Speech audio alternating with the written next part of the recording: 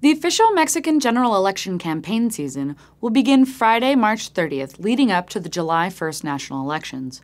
There are 3 candidates vying for the presidency from Mexico's 3 main political parties. From the Institutional Revolutionary Party, Enrique Peña Nieto is in the lead, followed by National Action Party candidate Josefina Vazquez Mota and Revolutionary Democratic Party candidate Andrés Manuel López Obrador. The next 3 months will be characterized by heated rhetoric, accusations of wrongdoing, and appeals to the fears of the public.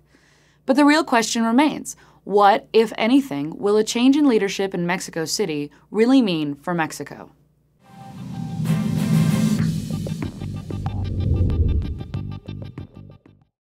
Mexican presidents hold office for 6 years and cannot be elected to a second term. The first 3 years of this term are the most dynamic. This is the time when major policy changes can be made.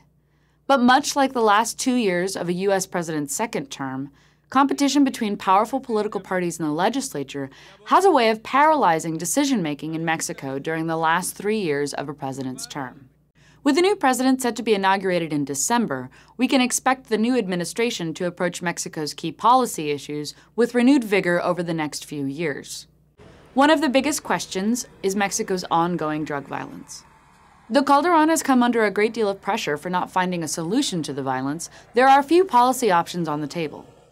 The drug gangs are powerful, sophisticated, and able to undermine law enforcement. The immediate tactical decision will be whether or not to keep Army and Navy forces engaged in policing duties throughout Mexico.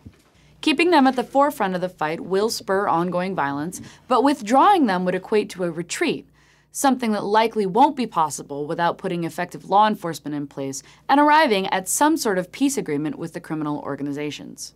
But security isn't the only challenge on the new president's plate. Although a partial energy reform was accomplished in 2008, Mexico has yet to make institutional reforms that encourage Mexican state oil company PEMEX to increase production. As a critical source of funding for the government, reversing the decline of oil production in Mexico is a national priority.